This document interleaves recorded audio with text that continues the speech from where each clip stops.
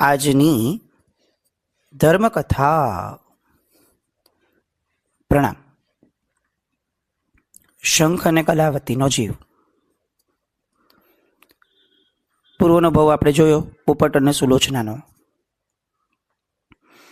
એ પછી અહીંયા દીક્ષા લીધી, એ પછી દેવલોકમાં ગયા. આપણે ગઈકાલે એક પ્રશ્ન પર અટકેલા. આટલું ઉત્તમ જીવન પાડ્યું, પૂર્ણ સમજણ સાથે પાડ્યું, તો તે ભાવની અંદરમાં મુક્તિ ન થઈ શકી એના ઘણા કારણો હશે.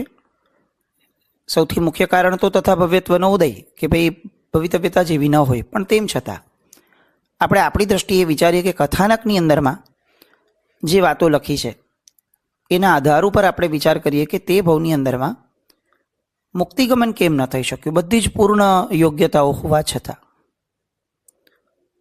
તો બહુ સરસ વાત લખી છે કે પૂર્વના ભવનું જે જાતિ સ્મરણ જ્ઞાન થયું હતું, પોપટના પણ પૂર્વ ભવની વાત છે, એના આધાર ઉપર આ ભવમાં શંખને ધ્યાનમાં હતું કે પોતે સાધુપણું પાડ્યું છે, વિદ્વત્તા પણ પૂર્વના ભવમાં મેળવી હતી, પણ મૂર્છા જે છે એનો ત્યાગ નહોતા કરી શક્યા, એટલે તિર્યંશમાં જવું પડેલું.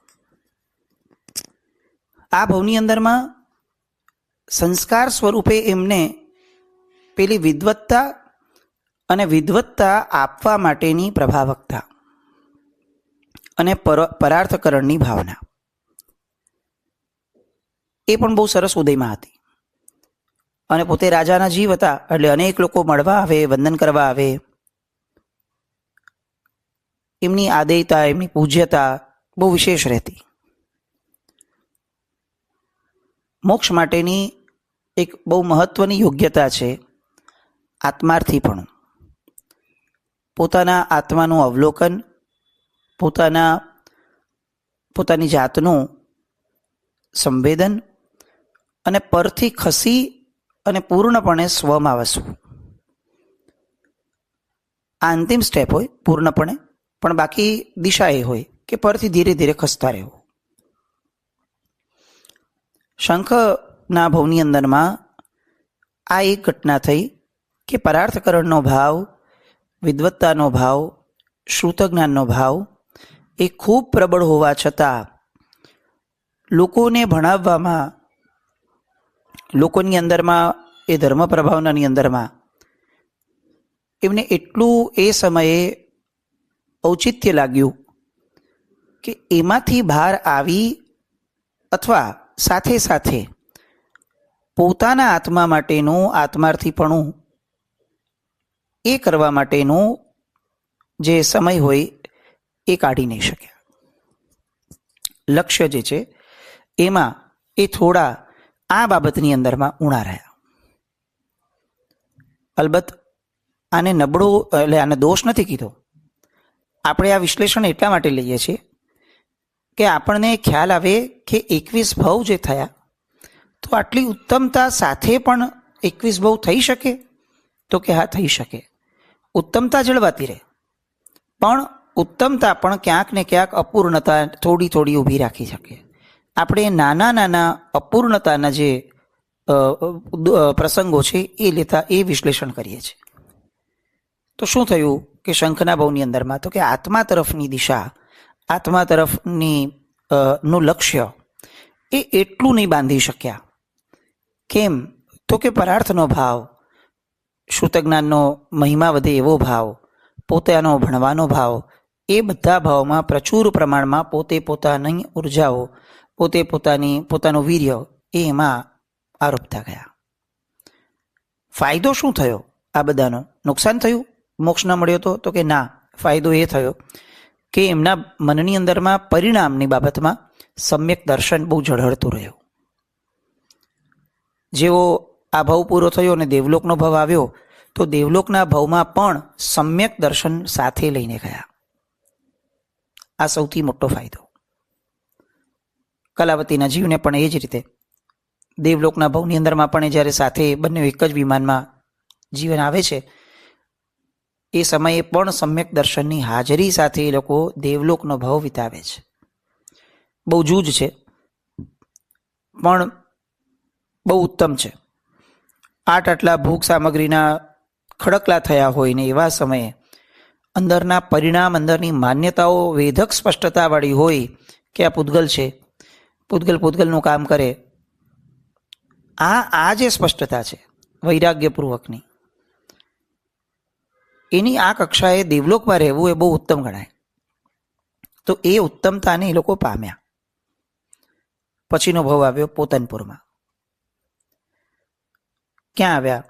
તો કે જંબુદ્વીપ નામનું નગર, દક્ષિણ ભરત, મધ્યખંડ, મણિપિંગલ નામનો દેશ, અને એની અંદરમાં રાજા તરીકે જે રાજ્ય કરતા હતા પોતનપુર નગરમાં, એ રાજાનું નામ હતું શત્રુંજય.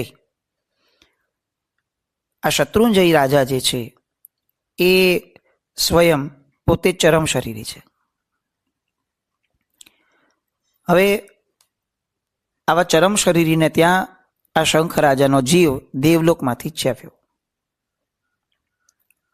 આપણને એમ થાય કે ઉત્તમતા જે પૂર્વભાવમાં બાંધી હતી પરાર્થકરણની, અને એ બધાના કારણે હજી એના પુણ્યના ફળ કેટલા બધા ચાલુ રહે છે.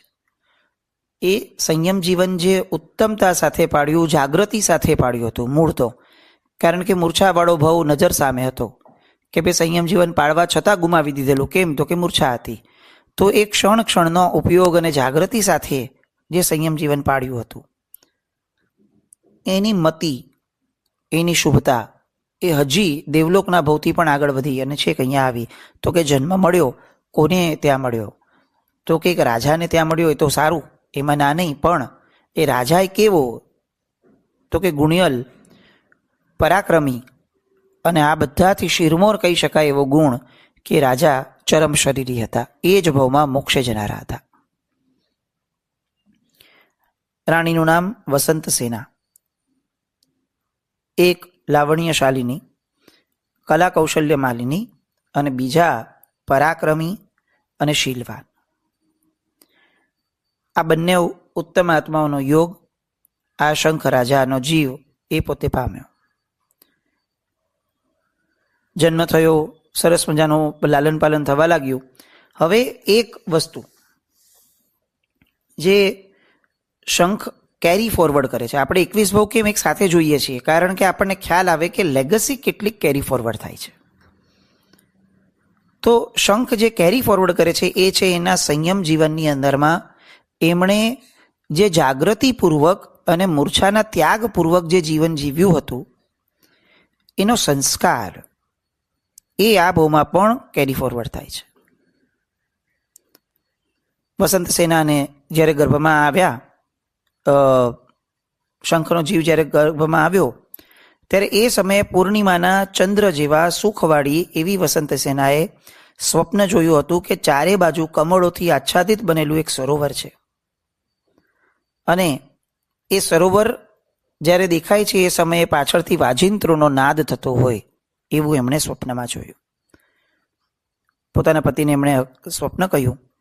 હર્ષ પામેલી એવી એ સ્ત્રીને એના પતિએ કહ્યું કે તને પુત્રની પ્રાપ્તિ થશે. અને તરત જ આ વચનને ઝીલી લે છે રાણી કે દેવ આપણા ઉપર દેવગુરુ ધર્મની કૃપા છે, અને દેવગુરુ ધર્મની કૃપાથી આપનું વચન પણ સત્ય ઠરશે. આવી રીતે એ શુભ વેણને ઝીલી લે છે. ગર્ભનું પાલન કરતાં કરતાં દોહદો ઉત્પન્ન થાય. દોહદની અંદર પણ શું થાય છે? તો કે હું દેવગુરુ ધર્મ આદિની ભક્તિ કરું, એમની પૂજા કરું, દુઃખમાં પડેલા માણસો એને દુઃખમાંથી ઉદ્ધાર કરું, સાધર્મિક જે છે એ બધાનું વાત્સલ્ય કરું, જ્યાં જ્યાં શક્ય હોય ત્યાં અમારી પ્રવર્તાઓ. આવી રીતે આવા અનેક દોહદો જે છે એ બધા ઉત્પન્ન થાય છે. અને રાજા છે, એક પણ દોહદ બાકી કેમ રાખે? અને એવી રીતે એક એક દોહદો પૂર્ણ થતાં થતાં થતાં શંખના જીવનો જન્મ થાય છે. પુણ્યશાળી જીવ છે, ઉત્સવ થાય છે, નામ રાખવાની વાત આવે છે, અને ત્યારે વિચારે છે કે આપણને આવું સ્વપ્ન આવ્યું હતું, તો કમળ જોયું હતું, તો શંખના જીવનું એ ભવનું નામ પડ્યું કમલસેન. હવેથી આપણે આ કમલસેન તરીકે આ ભવને જોઈશું. કમલસેન પૂર્વના સુંદર સંસ્કારો લઈને જન્મ્યો હતો. એટલે એક પણ દોષ એના જીવનમાં પ્રવેશી નહોતો શકતો. છેક યુવા વય સુધી પામ્યો ત્યાં સુધી એક નબળી સંગત નહીં, એક નબળો દોષ નહીં, ઉછાછડાપણું, ઉદ્ધતપણું, રાજાનો દીકરો છે જે ચાહે તે મળી શકે એમ છે ને તેમ છતાં એક પણ વસ્તુમાં નકારાત્મક ભોગવટાનો કોઈ ભાવ પણ નહીં. એટલે એમ કહી શકાય કે એની યુવાની પણ કેવી હતી આવી ત્યાં સુધી? તો કે બહુ પવિત્ર હતી. જન્મથી શાંત હતો, ઇન્દ્રિય ઉપર એનો કાબુ હતો, દયાળુ હતો, લોકોની અંદરમાં ખૂબ લોકો એને ચાહે એવો હતો અને સત્ય વચન હંમેશા બોલતો હતો. ઊંઘ કેવી હતી? તો કે ઊંઘ પણ બહુ જ ટૂંકી હતી. પ્રાય મૌન સેવનારો હતો. જ્યારે બોલે ત્યારે લોકોનું હિતકર બોલે એવો હતો. કોઈનું અહિત થાય, કોઈને માઠું લાગે એવો શબ્દ પણ બોલતો નહોતો. જ્યાં બોલવા જેવું લાગે ત્યાં બોલતો હતો, નહીં તો મૌન રહેતો હતો. આવા અનેક ગુણો કમલસેનની અંદરમાં જોવા મળે. એ પછીથી ગ્રંથકારે અહીંયા બહુ સરસ વાત એની માટે એ પણ લખી છે કે દાક્ષિણ્ય ગુણનો સ્વામી હતો. લડવા જાય તો કોઈને પીઠ બતાવે એવો નહોતો, બળવાન હતો. અને દક્ષ પણ એટલો જ હતો. સુંદર તો હતો જ, પરોપકાર તો કરતો જ હતો, હોશિયાર પણ હતો, પણ દક્ષ હતો એટલે કે વિવેકપૂર્ણ હતો. આમ અનેક અનેક અનેક ગુણો જેની અંદરમાં ઠરીઠામ થયા હતા, એવો જન્મથી વૈરાગી કહી શકાય એવો એ ઉત્તમ ભાવ એ આ રાજકુમારને પ્રાપ્ત થયો હતો. આવો નિર્વિકારી યોગ ધરાવતો એવો આ રાજકુમાર એના યૌવન વયની અંદરમાં એકવાર નંદનવનની અંદરમાં ગયો. મિત્રો બધા ક્રીડા કરતા હતા, પણ બેસ્યો હતો આ. અને એટલી વારમાં એક નવો યોગ સર્જાય છે, એક અલગ સંયોગ સર્જાય છે. શું થાય છે જુઓ. પ્રસંગ બધા અલગ અલગ જગ્યાએ ક્યાંક ને ક્યાંક લઈ જશે. આપણને સમજાશે કે પુણ્ય એ ક્યાંથી ક્યાં કેવું ઉત્પન્ન કરી દે છે, અણધાર્યું. કોક દેવ આવ્યા એ નંદનવનની અંદરમાં. દેવે જોયું તો કે આ બધા યુવાનો અહીંયા તો રમત રમી રહ્યા છે, પણ આ એક યુવાન ત્યાં બેઠો છે, જ્ઞાનનો ઉપયોગ મૂકીને જુએ છે કે ઓહો આ તો બહુ પવિત્ર પુણ્યવાળો છે. પણ દેવ છે, એને ચકાસણી કરવાનું, પરીક્ષા કરવાનું મન થયું. એટલે કુમાર જે એકલો બેઠો છે કમલસેન, એની પાછળ જઈ અને એક શબ્દ બોલે છે, અહો આ વિશ્વ અનાથ બની ગયું છે, આ જગતમાં કોઈ નાથ નથી. આવું એક વાક્ય બોલે છે. અહો આ વિશ્વ અનાથ બની ગયું છે, આ જગતમાં કોઈ નાથ નથી. કમલસેનના કાનની અંદરમાં આ શબ્દ પડ્યો છે અને એને વિચાર આવે છે કે હજુ મારા પિતાજી જીવતા છે અને છતાં કોઈ આવો અવાજ બોલે છે, ને અવાજ પણ પાછો કોઈ સ્ત્રીનો લાગે છે. એવું તે શું થયું? એ સ્ત્રી સાથે કોણ બોલે છે? કેમ આવું બોલે છે? આ બધા પ્રશ્નો એને જન્મ્યા. અને મારા પિતા હોવા છતાં, આ રાજ્ય સનાથ હોવા છતાં કોઈ અનાથ થવાની વાત કેમ કરે છે? આ રીતે મનની અંદરમાં એક ઉહાપો પણ જાગ્યો. રાજકુમાર છે, ક્ષત્રિયનું લોહી છે, બેઠા ન રે. આપણને એમ થાય કે ઠીક છે, હવે ભાઈ બોલ્યો છે તો બોલ્યો છે, એમાં આપણા બાપાને શું ગયું? ના, ક્ષત્રિય છે. એટલે તરત જ જ્યાંથી અવાજ આવ્યો એ અવાજની દિશા તરફ પોતે ભાગ્યા. તરત મનમાં એમ થયું કે જો ખરેખર કોઈ આપત્તિમાં હોય તો એની આપત્તિ ટાળવી એ મારું કર્તવ્ય છે. રાજાના હોતે છતે કોઈ અનાથપણું કેવી રીતે અનુભવી શકે? એટલે એનું યોગક્ષેમ કરવાના ભાવથી એ દિશાની અંદરમાં જ્યાં શબ્દો આવ્યા હતા એ તરફ ગયા. દૂર સુધી ચાલતા ગયા, પણ એ શબ્દ બોલનારને એ શોધી નહીં શક્યા. દૂર સુધી ગયા પણ કંઈ મળ્યું નહીં કોઈ, એટલે પાછા ફર્યા. જેવા પાછા ફર્યા ત્યાં ફરીથી આ અવાજ સાંભળવા મળ્યો. ફરી પાછા નીકળી પડ્યા, ફરી પાછું નજરે કોઈ નહીં ચડ્યો. ફરી પાછા આવ્યા એટલે તરત જ એને અવાજ સાંભળવા મળ્યો ત્રીજી વાર. હવે તો એ દોડ્યા અને દિશામાં દોડતા દોડતા થોડેક દૂર એક મંદિર દેખાયું. આ વખતે એટલે તરત જ એ મંદિરની અંદરમાં પેસી ગયા.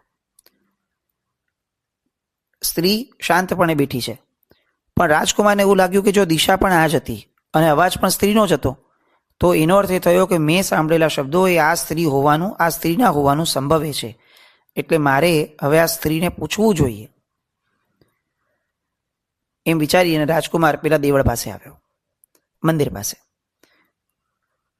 રાજકુમારે જેવો નજીક ગયો તો જોયું તો કે દૂરથી જે સ્ત્રી દેખાતી હતી એ હવે આ મંદિરમાં તો દેખાતી જ નથી. સ્ત્રીને જોઈને જ પોતે અંદર આવ્યો છે અને અત્યારે જ્યારે અંદર આવી ગયો તો કોઈ સ્ત્રી જ નથી દેખાતી. એટલે વિચારમાં પડી ગયો. હજી તો એ વિચાર પૂરો થાય ત્યાં અચાનક જ એ આખો ખંડ, એ આખો પૃથ્વીનો ભાગ જે છે મંદિરવાળો, એ સીધો હવામાં ઉડ્યો. આશ્ચર્ય છે રાજા કુમારને. અને હવામાં જેવો ઉડતો ગયો એમ એમ એ મંદિર જે છે એ મહેલની અંદરમાં પરિણામ પામી ગયું. હવે તો કે ઉડતા ઉડતા એ મહેલની અંદરમાં પોતે આટા મારે છે, જુએ છે કે ભાઈ આમાં આટલા બધા ઓરડાઓ છે, એમાંથી એક ઓરડામાં જાય છે ત્યારે એને એક પ્રૌઢ સ્ત્રી જોવા મળે છે. હવે તો કે ઓલો તરત જ એની પાસે જાય છે. એની પાસે જઈ અને હજી કંઈક બોલે એ પહેલા પ્રૌઢ સ્ત્રી રાજકુમારને કહે છે કે હે સ્વામી, હું આપનું સ્વાગત કરું છું, આપ પધારો અને આસન ઉપર બિરાજો. પણ આ રાજકુમારને ન કોઈ સ્વાગત જોઈએ છે ન આસન જોઈએ છે. એને તો પ્રશ્ન છે કે આ બધી માયાજાળ શું ઊભી થઈ રહી છે. પણ બહુ કેન્દ્રિત વ્યક્તિ છે એટલે આ બધી માથાકૂટો કે માયાજાળોની વિશે પૂછવા કરતા સૌથી પહેલો પ્રશ્ન એ પૂછે છે કે શું તમે આ વાક્ય બોલ્યા હતા કે આ જગત નાથ વગરનું થઈ ગયું છે? એટલે તરત જ સ્ત્રી એની સામે એક વિસ્મિત હાસ્ય ઊભું કરે છે. રાજકુમાર તરત પૂછે છે કે તમે કોણ છો અને આ ઇન્દ્રજાળ માયાજાળ શા માટે છે? તમે આ કેમ બોલ્યા કે આ ભુવન અનાથ થયું છે? મને આ બધાનો સત્વરે ઉત્તર આપો. સ્ત્રીએ જવાબ આપ્યા કે જેના માટે નાથ ન હોય એની માટે તો આ જગત અનાથ મનાય જ છે. એટલે હું એ બોલી, અને ઇન્દ્રજાળનું જે તમે પૂછો છો એ તો તમને અહીં લાવવા માટે રચના કરવામાં આવી છે. પણ રાજકુમારને કંઈ સમજાતું નથી. સ્ત્રી હજી કહે છે કે અત્યાર સુધી મારા માથે કોઈ નાથ નહોતું, હવે તમે મને નાથ સ્વરૂપે મળ્યા છો એટલે આ આખી ઇન્દ્રજાળ જે છે એ તમને નાથ સ્વરૂપે મેળવવા માટે રચવામાં આવી હતી. ભયનું કોઈ સ્થાન નથી. અને એ તરત જ રાજકુમારની પાસે માંગણી કરે છે કે આપ સામર્થ્ય સંપન્ન છો, હું આપના ઉપર તુષ્ટ થઈ ગઈ છું, મને આપ ગમી ગયા છો, આપને મારા આવાસ ઉપર લઈ જવા માટે મેં આ ઇન્દ્રજાળ રચી હતી. રાજકુમાર સાંભળે છે અને તરત જ રાજકુમારને પોતે જ્યારે ભણ્યા હતા ત્યારે એક પ્રસંગ, આવો જ એક પ્રસંગ પોતાને ભણવામાં આવ્યો હતો યુધિષ્ઠિરનો. એ પ્રસંગ યાદ આવતા એમને એ વાક્ય યાદ આવે છે કે મોટો અગ્નિ, નદી, નારી, રાજમાર્ગ અને સુવર્ણ, આ પાંચેય વસ્તુઓ જીવનમાં હંમેશા પવિત્ર હોય છે. એની સાથે કોઈ દિવસ ચંચળતા ઊભી ન કરાય. એટલે ઇન્દ્રજાળ રચતી આ સ્ત્રીએ આટલું બધું કીધું, ભોગની માંગણી કરી, તેમ છતાં રાજકુમાર જે છે એ એને કહે છે કે પહેલા મને મારા પ્રશ્નોના જવાબ આપો. ત્યારે એમ કહે છે કે જુઓ, મારું નામ જે છે ને એ અંગશ્રી છે. અત્યારે હું પ્રૌઢ નાયિકા છું, પણ મને ઉત્તમ પુરુષોએ, ઘણા ઉત્તમ પુરુષોએ મને ભોગવી છે. હવે હું નાથ વિનાની થઈ છું. હું જાણું છું કે આપ દયાળુ છો, દાક્ષિણ્યવાળા છો, ઉપકાર કરવામાં ઇન્દ્ર જેવા છો, તો આ અનાથ એવા મારા હવે નાથ બનો. રાજકુમારને લાગે છે કે આ બધું તરકટ છે. ઉત્તમ પુરુષોએ પરસ્ત્રી કદી ભોગવવી જોઈએ નહીં, આ વચન એના મનમાં ઠસેલું છે. એટલે તરત કહે છે કે હું પરસ્ત્રીને ભોગવું પણ નહીં, હું ન્યાયના માર્ગે ચાલનારો અને પરસ્ત્રીને ત્યાજ્ય ગણનારો છું. એટલે આપના પ્રત્યે વિકારની દ્રષ્ટિ પણ મારા જીવનમાં શક્ય નથી. આ બધી વાતચીતો ચાલે છે. કમલસેન સ્પષ્ટપણે ના પાડે છે. અનાથનું પાલન કરવામાં અને દુઃખમાં આવી પડેલુંનું પોષણ કરવા એની મારી તૈયારી છે, પણ પરસ્ત્રીનો સંગ કરવાની મારી તૈયારી નથી. પેલી કહે છે કે તમે ભલે પરસ્ત્રીનો સંગ ન કરો, પણ હું હવે પરસ્ત્રી કેવી રીતે રહી? મારું ચિત્ત તો આપે હરી લીધું છે, તો હવે હું તમારી સ્ત્રી ન થઈ? રાજકુમાર તરત ના પાડે છે અને તિરસ્કાર કરવા રાજકુમાર તરત એ જે ખંડ હતો એ ખંડની બહાર નીકળી જાય છે. બધી વાતો એક પછી એક ઘટના લે છે. આ અંગશ્રી કોણ છે એ જ્યારે ખરેખર આપણને સમજાશે ને ત્યારે આશ્ચર્ય થશે કે આવું પણ દૈવ લીલા થઈ શકે છે. એનું નામ અંગશ્રી છે, બહુ વાત સાચી છે, પણ એ હકીકતમાં કોણ છે એ વાત સમજવા માટે આવતીકાલે આનો અંતિમ આ પ્રસંગનો અંતિમ ભાગ, આનો અંતિમ લક્ષ્ય શેની માટે આખી માયાજાળ રચી હતી એ બધું સાંભળવા આવતીકાલે ફરીથી મળશું. જીનાજ્ઞા કંઈ પણ બોલાય તો મિચ્છામિ દુક્કડમ. જૈનમ જયતિ શાસનમ.